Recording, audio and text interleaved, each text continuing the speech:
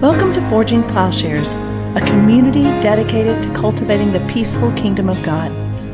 We hope this part of our ongoing conversation stimulates your mind and challenges your heart about what it means to be a follower of Jesus. Please stay tuned at the end of the podcast for a short message about our ministry.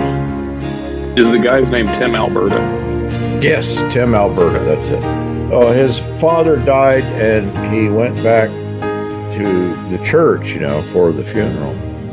And I think must have been right in the midst of the Trump, not 2016, but in his sermon or in his talk, about his father, he brought something, up about this. And of course, even before he came, the congregants knew he had already written a book on Trump. And people in the church, people that he'd known his whole life, that literally had held him when he was a baby, began to attack him at his own father's funeral, saying, well, you're not a Christian, you're a traitor. So he spent the next several years trying to figure out. So he's written a book on his research. I don't know that he is particularly disposed to the peaceable kingdom, but I then got interested in him, curious about him. So I went and watched a couple of interviews of him, but he keeps bringing out the Sermon on the Mount and turning the other cheek. Which I don't think is part of Presbyterian doctrine, but oh well, it's pretty standard now in mainline Christianity. You'll find, I think, all the mainline denominations at this point have a predisposition towards pacifism, mostly in the clergy, not necessarily in the laity. But it's held like anything mainline Christians hold. Sort of, isn't that polite? It's not the polite way we should treat each other. It's not like radical or anything. Well, I think the thing that stands out to him, and maybe the only thing that he notices, is that these people tend to focus on the Old Testament. Okay. And on Zionism, nationalism, and very little reference to the New Testament, and almost no reference to the Sermon on the Mount. Gotcha. It's tied in a little bit. Well, not a little bit. I think it's very much tied in to the subject of their class. What is the relationship between culture and religion and the nation state? He calls himself an evangelical, but he now wonders what that is. Gotcha. I thought our podcast, John, turned out really well. I don't know if you listened to it. I didn't edit much. I took out our, obviously, except the part where you said your voice is bad because you've been smoking and drinking all week. That's too good to leave out. Well, at least the smoking part was a lie. I liked that too. I heard it. I appreciated that. That was good. Good to hear from you, Brian. Everything good? Glad to be able to join y'all, at least by audio. Oh, good deal. And Simon is here. Yeah. Hi, finally connected. This is the first Zoom call I've ever done on this computer, so I had some connection problems. There's actually two cameras on here, and it was automatically using the one that was pointing at the ceiling, but now my face is on the screen, so that's an improvement. Good deal. And you're in Finland. Yes. It's 6 p.m. here. Thanks for getting up so early. I actually enjoy doing morning as much, or maybe more than evening. Tim, good to see you. Hey, am I working okay? Well, I don't know about that, but I can see you. I said to myself, I'm only staying in the class if you can answer one question for me, Paul. Uh-oh.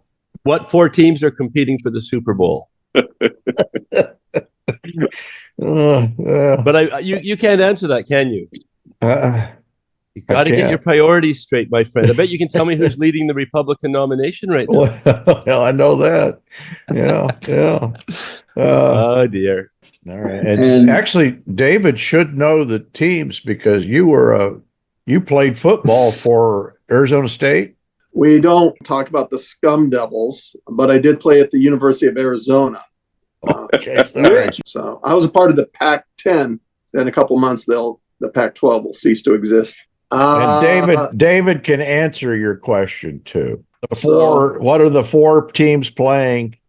Contending for the Super Bowl? Is that it? Yeah, Kansas City, Detroit, and then let's see what happened the day before. The Ravens. Well, I'm glad to see you're hesitating. The Ravens and the 49ers. That's right. There The you Ravens go. and the 49ers. It's the AFC that throws me off because of my allegiance to the Colts. Can you tell Simon about yourself? I suppose I can. Simon, I live in the heartland of America. We are famous for a Ku Klux Klan governor, the Indianapolis 500, just little things like that. But I actually live in Terre Haute, Indiana. Yeah. So, yeah, I've been aware of Forging Plowshares, Paul Exton, probably since 2017, 2018. I was kind of going through some major shifts in my thinking. I wasn't jumping off Christianity, but I feel like maybe I was jumping into it, even though I'd been a Christian for 40 years. Anyways, I started reading stuff I really couldn't understand, but I caught something every once in a while gleaned something off of Paul's podcast and different things. And I thought, man, I need to look into this. I actually had a good friend, Paul, John Nugent up in Michigan, but he kind of turned me on to some different people like John Howard Yoder and Stanley Hauerwas and stuff like that. And then that became the death of who I was. So here I am. Right. I'm Jonathan Toddy. I'm in Naperville, Illinois, and I studied with Paul back when he was teaching at Central Christian College of the Bible in Moberly, and that's where we got to know each other and have been studying with him ever since. What were you, about 18 when you started? Yeah. I was 18. He's not 18 anymore.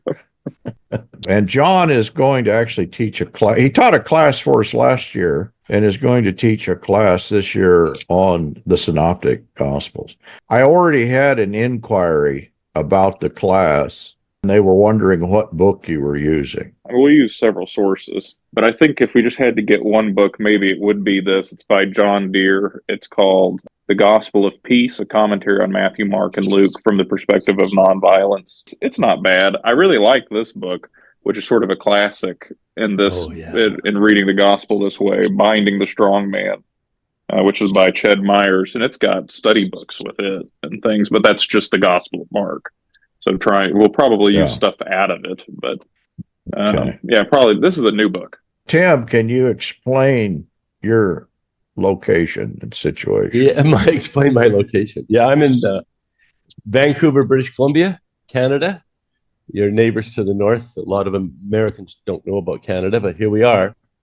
We have one team in the Major League Baseball, which is Toronto Blue Jays, and we have the Toronto Raptors. Both of them are back east, so that's part of the Nobody Canada cares, Tim. But Paul, see, that's why I started with the sports question. The college ball, of course, University of Washington is just a little south of us. So, and Brian. Yes. Hello, Simon. Nice to meet you. I am, and this is for you, Tim. My Carolina Panthers, I think, probably still need a coach and aren't anywhere near the playoffs.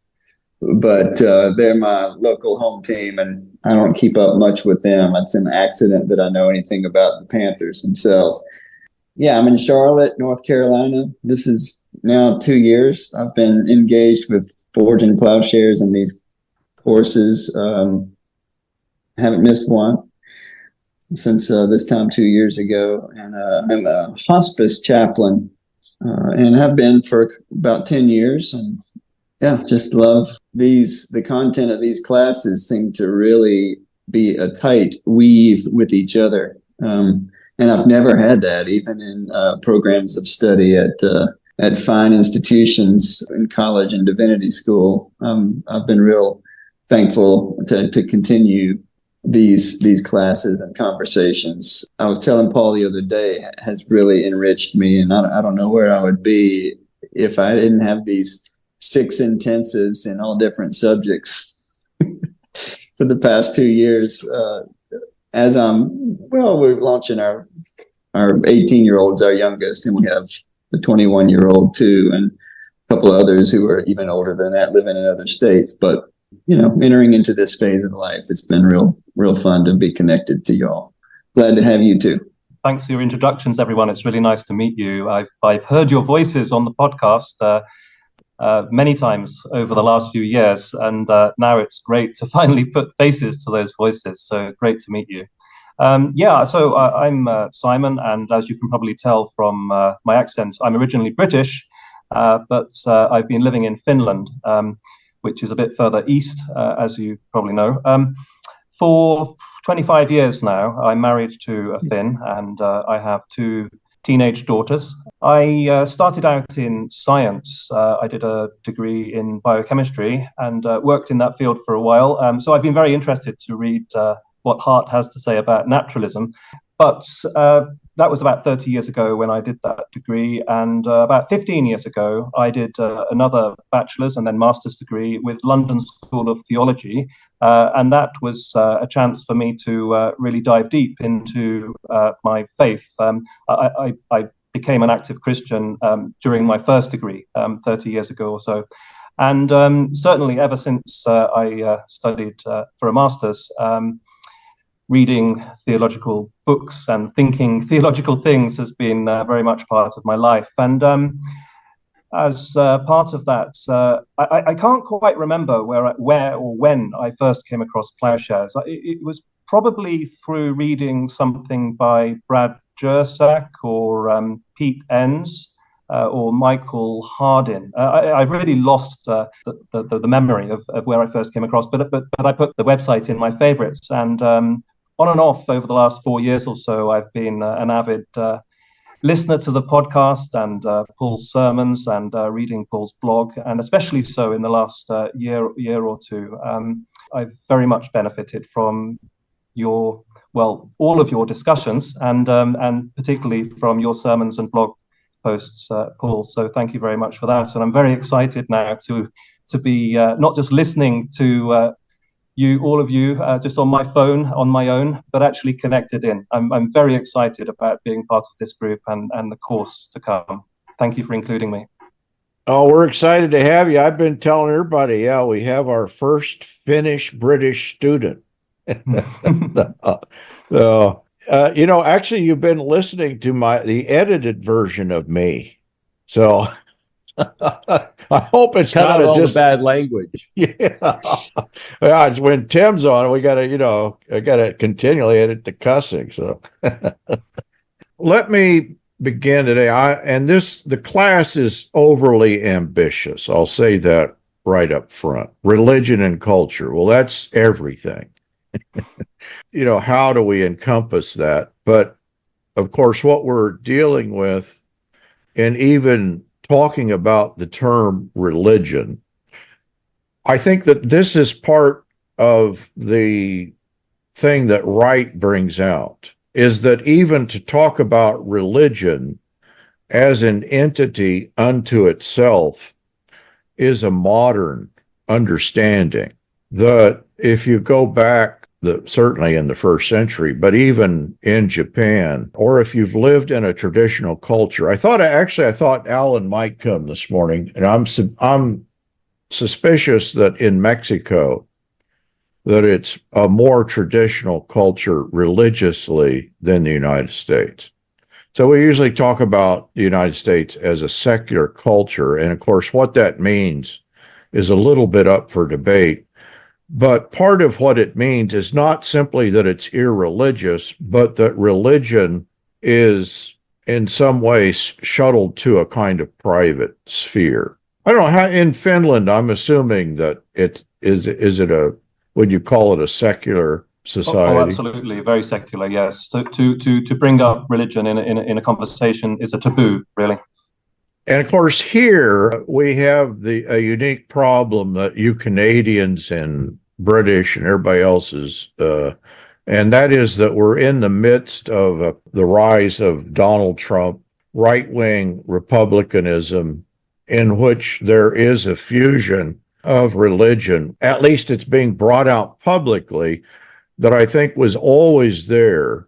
And now I think it's being exposed in a way that it was there when I was a child. It was just that no one thought very much about it. Christian nationalism. So step one, and the thing I'd like to do today is just problematize the term religion. This is my nephew's book. He teaches at Amherst University, and the title of his book is The Greatest Problem. David, you've got your hand in the air. I don't want you to get worn out. I was joking around a little bit about the Ku Klux Klan in the Heartland, but I picked up a book on the Ku Klux Klan in the Heartland here in Indiana. What is fascinating is in 1925 we elected a Klan governor, and Indiana wasn't. I mean, Illinois and even where I grew up out on the West Coast had a lot of Klan influence. But what is fascinating, and I'm only an hour or two into the book, is that the very stuff that we're facing, at least within the American culture, there's nothing new. The church was promoting Klan membership under the guise of, we're going to correct the morals of our society and stuff like that. And I'm like, this is what we see in our culture today. We're just repeating. I was just going to throw that out there. I just find it super fascinating. So when you were talking about your childhood, I wonder if it's just been so embedded within our culture. We don't even see it. It's the water we swim in. It's the air that we breathe. So if somebody shows us something different, like Jesus, we can't see it. Yeah, this is the issue. That is that what is the difference between culture and religion? I'm facing this problem. Of course, I'm here in the middle of the heartland. I'm more in the heartland than you are in Missouri. The place that I live officially is called Little Dixie. I don't know if that resonates with you, Simon. The idea that Dixie was what the Confederacy was called. So these people here, though Missouri was not not a southern state officially, unofficially, it's always sympathized with slavery, white supremacy. I just found out last week or so that even the little town where my church is at was what is called a sundown town. If you're black, at least in the past, this is no longer true, but you shouldn't be there past sundown. So the white supremacy, the racism is just integral to this culture. And it's very much integrated into the Christian nationalism. And of course, if you just confronted somebody and said, well, are you, most people, unlike in Illinois, may not overtly embrace racist attitudes, but they're there in the Christian nationalism. And of course, that's what's being promoted in Trumpism. Trump is nearly vocal on these issues. But I must say about the little church I'm in, David, you may have a more enlightened congregation. They're not for Trump, but I think that where this leaves them is in total confusion. Well, the United States was a Christian nation, which, of course, I hope you all understand that's a myth. There's no such thing as a Christian nation. This is the problem that we faced. In Japan, I think Japan is an interesting case in point. Why is religion a problem in Japan? Because several things hit Japan. So it's a kind of interesting modern experiment in which secularism enters into Japan, whatever we might mean by that. But part of what we mean by secularism is that the sphere of religion becomes extracted, or at least noticeable, from the sphere of the nation state and culture. They're trying to ward off the West through the nation state. And so religion is going to become a key topic, because one of the prime things they see as problematic is that Christianity is going to come in and in some way make people disloyal to the state. And what we mean by the state, of course, is inclusive of the state Shinto or of state religion.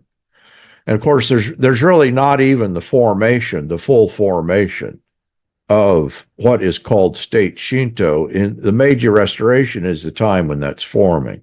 I'm saying all of this not to so much inform you about Japan, but to get so that you might get a sense of what it might have been like in the first century, and to be able to locate ourselves in what is called modernity. So I think until we get a feel for what a traditional society felt like, we really won't understand even the category religion and won't be able to locate ourselves, because, I think we just tend to imagine at the beginning of this, we all know what religion is, and we know how, that functions in relationship to culture. This is Inoue Kawashi in 1884.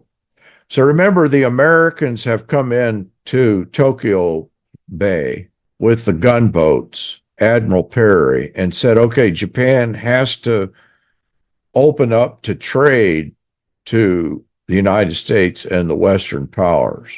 For 200 years, Japan has isolated itself from any foreign trade other than the Dutch in Nagasaki, and that was very isolated.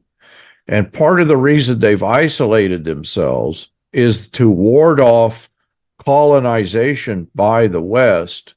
And what they see as part of colonization is to convert the population. So even the term conversion is a kind of problematic term, because if you can convert, your religion, if you can change your religion, doesn't that in some way endanger the population in its loyalty to the nation state? Because religion and the state had always, from the time of Rome, but nearly everywhere, what we mean by the nation state or the city state had been tied into the religion, such that in Greek there is no term religion. N.T. Wright notes this. And then in modern India, there was no word for religion.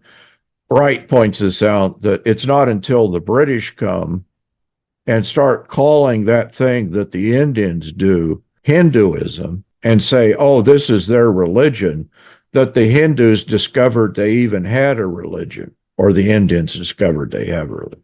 The same thing is true in Japan.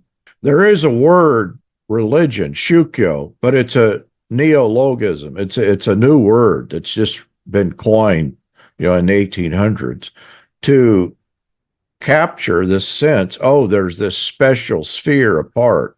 So people didn't think about their duties, their civic duties, their duties to the emperor, their identity as a Japanese person, and their religion as separate things, any more than a good Roman citizen would think about his sacrificing to the gods. In other words, the religious practices were simply part of being a good citizen. And suddenly that comes up for question in modern Japan. And by modern, I mean from the 1800s, because you have several things happening in Japan. You have the West threatening militarily and religiously, which may be the same thing in their understanding and in reality. You have the modern state is being formed in Japan, what is going to be called the Meiji Restoration. And of course, the restoration is the restoration of the emperor to the center of the state. And then within Japan, even the so-called religions that are practiced in Japan, there is tension. First of all, there's tension within Shintoism. Is Shintoism a religion, or is it a national identity? That's the issue. And various people within Shintoism they're going to argue for different sides of this. And of course, then Buddhism is also problematic. And Buddhism is going to be separated out where it had not been separated out previously. Even when I was there is a shrine in Tokyo. A shrine is Shinto, and it's right next to a temple. And this is often the case in Japan, that temples and shrines are adjacent to one another. And I had never seen it. Actually, it was after I'd moved back to the States and I'd taken some students over, and they were taking the gods out of the Shinto shrine. There were 3 gods, and they carried them over to the Buddhist temple to spend the night. In other words, they don't differentiate between, people did not traditionally differentiate between Buddhism and Shintoism. Most people, the common people. But of course, if you're a Buddhist priest or you're a Shinto priest, you may, in fact, want to distinguish. And when this all becomes part of official government policy, which is going to happen in the Meiji Restoration, what happens if Shintoism is declared not a religion, but just state ideology? Well, then, of course, Shinto priests are going to be functionaries of the state, and Buddhist priests are going to be religious. So this is the debate that's taking place, and the debate is about shukyo. What is religion and what isn't religion? And it's actually quite politically fraught, because how you decide this issue is going to determine the role. And of course, in all of this, I haven't mentioned Christianity.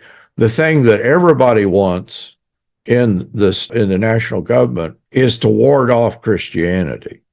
They see Christianity as a threat, and they see conversion as a threat, because conversion, historically in Japan, that there was the Christian century in Japan in which hundreds of thousands of people became Christians and entire clans became Christian.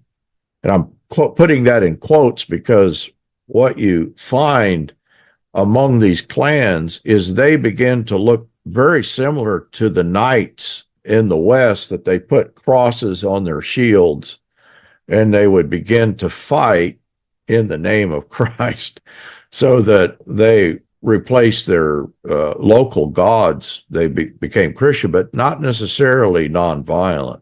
In fact, Christianity had threatened a centralized government or a centralized identity in Japan previously.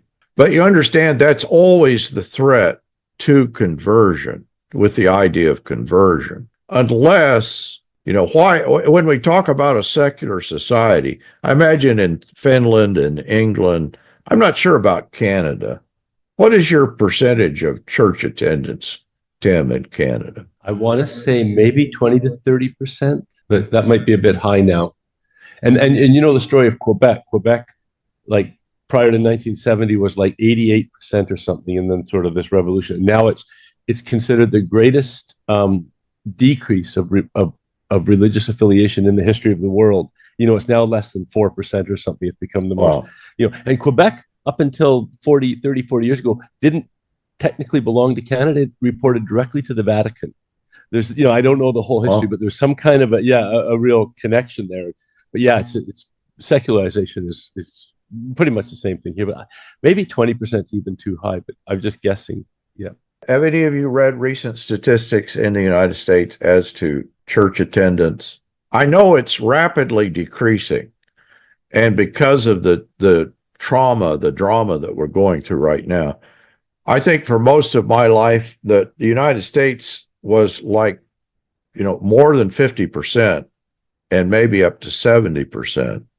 And I'm sure that right now it's below that. But there is still, the United States is kind of an odd place in terms of religious sensibility. And even though the secularism is playing out here, it's playing out with a slightly different note than in Finland or in, I'm guessing, I've spent time in Great Britain, and I kind of got the feel there for what secular means. Something I have read within recent several articles, that it's interesting, even though church attendance is falling, even though churches are closing, there is a whole group out there. They would identify themselves as evangelical Christian, even though that's not necessarily the group that says, the church is a mess. That's the group that identifies with that kind of our political far right. And there's evidence of people, my sister, she would consider herself an evangelical Christian. She doesn't go to church, but she stands with that far right crowd. And that's an interesting phenomenon.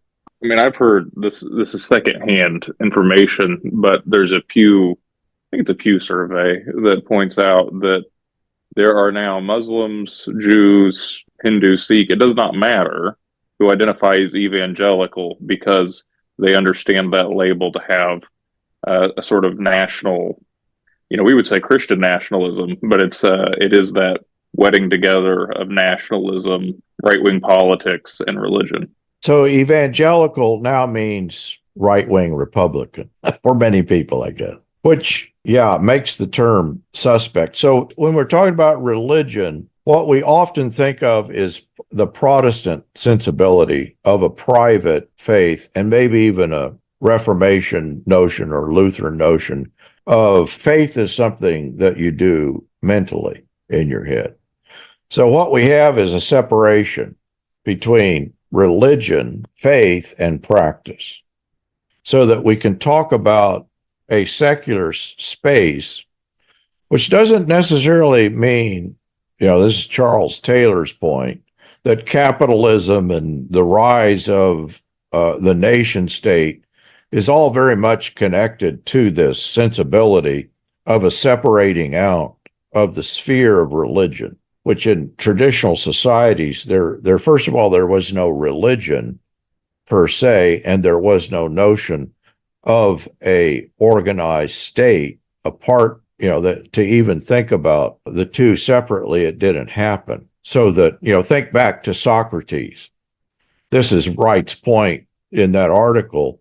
The last thing he does, his last words are, well, we need to sacrifice a cock to the god of healing. And why, what Socrates might have meant by that, we really don't know. Whether he meant, oh, now I'm going to shed my body and I'm finally healed of material reality, or whether he thought of it as that in some way his own death was, in a Girardian sense, he was playing a kind of sacrificial role.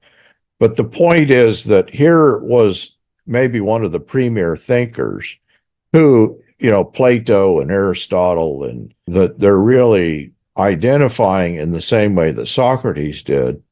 They're not departing from the notion of the gods, because to be a Greek, to be patriotic, to be loyal, you practice the religion. That's the case, obviously in the case of Christianity, is if it didn't interfere with practices, I don't think Christianity would be a threat.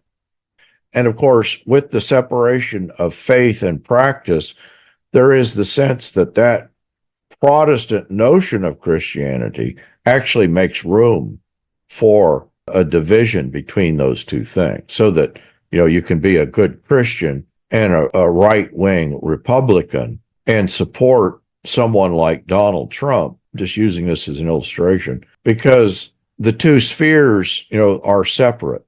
The kingdom of heaven and the kingdom of earth, those are two different places. Let me read this. The matter of religion, this is Inoue Kawashi. The matter of religion is indeed the single greatest problem confronting political policy. And if not properly addressed, it may produce unforeseeable problems in the future and lead to insurmountable complications. In light of the experience of nations through the ages, this appears a matter not to be taken lightly. I had a little school in Tokyo, and Trent came and stayed at the school and was going to the Diet and tracing this debate in the Diet records. So he's running down, this was the argument in the 1800s, 1860 to the turn of the century. What are we going to do with the religion? Where it lands, and I don't know if you all are familiar enough with state Shinto, is that Shintoism is not a religion, right? And thus, everybody must bow to the emperor. And by bowing to the emperor, in the pre-war period, this was obviously a sign not simply of, respect. This was an act of worship. And so every church, other than those who would refuse, had a picture of the emperor. And before you begin a worship service, you bow to the emperor first. So it's non-religious, meaning that the state is going to encompass religion. But actually, that arrangement is the normal arrangement. That is, that the larger category here is identity as a Japanese person. But let me suggest that before this clash came about, this was actually the way people normally thought. That you do the religion just because that's what you do. That's part of being Japanese. Even to this day, if you go to a shrine or you raise the question with somebody, are you religious? Most Japanese would say no. But understand that 70% to 80% pay homage at a shrine, and the same numbers have a butsudan, that is a private Buddhist altar or a private shrine in their home. So either the Japanese are the most irreligious people in the world or the most religious. That is, I just gave you a statistic, 70% to 80% actually practice Shintoism and Buddhism. There's more religion than there are people. So most people are doing both religions. And if you ask them, though, are you religious? They'll say, no, I'm not religious. And of course, what they mean is the religion, what you're using a term that is still an ambiguous term, shukyo. They made up a word. But even to say that, that Trent goes through in the book and talks about, before they even had a word, they were trying to come up with a way to describe this. And they began to use terms that would talk about either within Buddhism, practices within Buddhism, or practices that are talking about a kind of institution. And so being Japanese is a larger category than religion. But isn't that true in Rome? If you would ask a Roman citizen, do you observe the festivals? Do you sacrifice at the temple? Well, of course I do. I'm a Roman citizen. Do you believe? And I think that question is a peculiarly modern question, a peculiarly Protestant question, maybe, because the issue is not one of belief. Do you believe the religion? Well, no, I don't. What do you mean, do I believe the religion? Do I have to believe it? I don't think it occurs to most Japanese, and I'm guessing it, maybe in Rome, if you were an educated Roman, they'd say, no, I don't buy it. But of course, what we're describing is already a contradiction. Can you practice something that you don't believe? We're trying to separate out faith and practice because that's natural to us. But belief is not, it's simply not an emphasized thing. What my claim here about Japan is, this is not abnormal, this is normal throughout human history. That there is an ambiguity between religion and culture, maybe in our context. David, if you go to one of your national religious festivals called American football, and at the beginning of that religious festival, I think everybody gets up and worships the idol and sings a song to the idol. And if you would tap somebody during the singing of that national religious song, the national anthem, and say, are you religious? They wouldn't understand your question. And I'm being slightly facetious, but not really. In other words, I think that nationalism plays the same role as religion plays. It's just that now we understand I can do that, that other stuff, and we need not impinge upon people's private beliefs.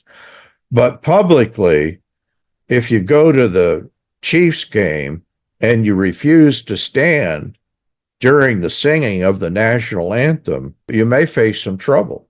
In other words, if you ask somebody, are you religious? Whatever their answer is, the other thing, if they pledge allegiance, actually there is part of the pledge is under God. I've thought about this in a different way, very much in agreement with what you're saying. but another angle. And I'm trying to remember who I heard this from. He was speaking rather he didn't think he was speaking disparagingly about the Church of England, but he was. And this is true probably of a lot of mainline Christianity or patriotism in the United States. It's not, I think one way of looking at it is we're very quick, and maybe this is sort of a Protestant saying, oh, you're worshiping some idol. It's the people worshiping themselves. And that was the quip, was the Church of England has mostly existed for the British people to worship themselves, and which is why everything hangs together so well.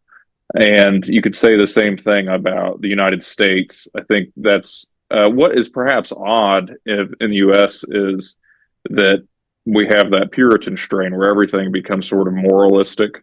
So you have this phenomenon with evangelicalism. It's much more zealous than that in some way with the Trump phenomenon. But I think in like the Episcopal Church or a lot of the mainline denominations here, for most of our history, that's what it's been about, as a group of people gathering. Do you really believe it? Are you religious? Oh no, don't take any of this too seriously. But it's a corporate practice that does draw you together and provides for that cohesiveness. Of course, the danger is that, as you said, like the football game or whatever it is, that it's usually intertwined with militarism, state violence, oppression of some people, who's out and who's in. But even there, thinking about what we've been reading, just the first 10 pages of Heart, but the whole book here, or Heart's Project, maybe is what I'm thinking about more. He gets into a lot of this, oddly, in Roland and Moonlight. He's talking a lot about his views on syncretism or perennialism. Maybe we ask if you could get rid of the militarism and the violence, is that all that bad of a thing that you would not be able to distinguish between self-reflectively religion, culture? What am I doing? Am I religious? In other words, isn't the kingdom of God picturing a sort of reality where, no, you can't ask those questions with any sort of intelligibility. You simply are the human person fully alive in Jesus Christ. That's good. In other words, I'm problematizing this, but I think we're counted into the problem, as you point out, that the problem of separating out culture and religion is part of the issue of the church. A state church, Church of England, or many of the mainline, Protestantism really didn't do anything about Constantinian. All churches are state churches until recently. Yeah. Actually, it's funny. Just a small little anecdotal story. Growing up in the Anabaptist tradition, of course, very much the separation of church and state. Simon, I lived in Britain for 6 years and worked with the Church of Scotland. And I remember on what we have here as Remembrance Day or whatever, they had a remembrance for the soldiers. And here the local Church of Scotland minister would go down to the cenotaph, would lead the whole assembly about remembering soldiers. And I was like appalled, like, are you kidding me? Because of course my non-violence background, the church is actually involved in this particular ritual. And it was very much again, even though Britain, it was very much the state was married to the church. And this is back in the early 2000s. So, it's endemic everywhere. We just, try to pretend it's not. And we don't have flags in our churches, though. And actually, just a little comment there earlier, I was going to say, before you start, do some churches, before they start the service, pledge allegiance to the flag? Does that ever happen? It's sort of I don't know. I'm wondering. That we don't do that, but actually I know that in some church functions, David, you may know better. I know that Tom, one of the particular things the particular group they were a part of, they were required to say the Pledge of Allegiance to the flag in the church. Just to keep making this point over and over again, I guess, and actually, Tim, you just sparked the thought. This is an interesting, talking about religion as a practice versus a belief and how all of these things are ingrained. It dawned on the Soviet Union at some point that it was not enough to simply let religion die out, which is what traditional Marxist doctrine says. That wasn't working, wasn't happening fast enough. They actually had to call upon the church to help them drum up enough patriotic fervor to beat the Nazis in World War II. They began to think, how then do you get people to stop having weddings, baptisms, and funerals, which were the three things that they saw as mostly problematic because it bookends your life, and these people who are supposed to be good Soviet Marxist citizens wouldn't stop doing these things. And so the state comes up with its own liturgists and Marxist liturgists. And in Russia and several other places, not everywhere, but behind the Iron Curtain, they developed these services that would mark those same stages of life with a liturgy that was, basically what we're talking about, but totally unshorn of any vestige of, oh, you might be praying to transcendent God or whatever. No, it's just the state. And this is being a good citizen, being willing to kill and die for the state, etc. They weren't very popular at first. The only way that they eventually became popular was to tie together the dead of the Great Patriotic War, World War II, for the Soviets, and these events. So that even during a wedding, and I think they were called wedding palaces or whatever, there would be a flame that was brought from the cemetery commemorating the war dead to the wedding palace and lit in a ceremony to begin the wedding. And that link provided enough, you say, ideology, mysticism, whatever you want to call it, that finally made some of these services more popular. And the trouble is, of course, that how do you, I think a good religion, I don't mean good as in like, I mean religion that works, not in a good sense, maybe not in a morally good sense anyway.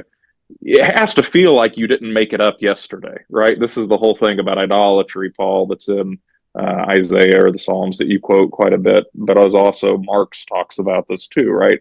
He calls it either fetishization or reification. But there has to be some sort of forgetting, where did this come from? And I think the religion that we've inherited, or maybe patriotism, is more potent for us today than religion feels for many people, because we've lost that sort of inherited, et cetera, whatever, with Christianity. Why does this happen so well? Well, the American myth, we've completely gone through that cycle, or whatever nationalist myth you're living in. It seems to have lasted and be working very well. I think this is the value in what Berger is describing. I want to say both things. I want to say what Eliade is saying, and I want to say what Berger is saying. And of course, they're both right and wrong in the same way that I think, this is what Bulgakov talks about Plato and Aristotle both being right and wrong. And that is, but in Peter Berger, one of the things, I'm saying this in response to you, John, that one of the things that happens in religion with the sacred canopy, and that I talk about with the idol, and I think we could do Rene Girard in the same way, is that part of the function of religion is obscuring the fact that we made whatever it is that constitutes the religion. So, the case of the idol maker in Isaiah, he cooks his lunch and then turns back and worships the idol that he has fashioned.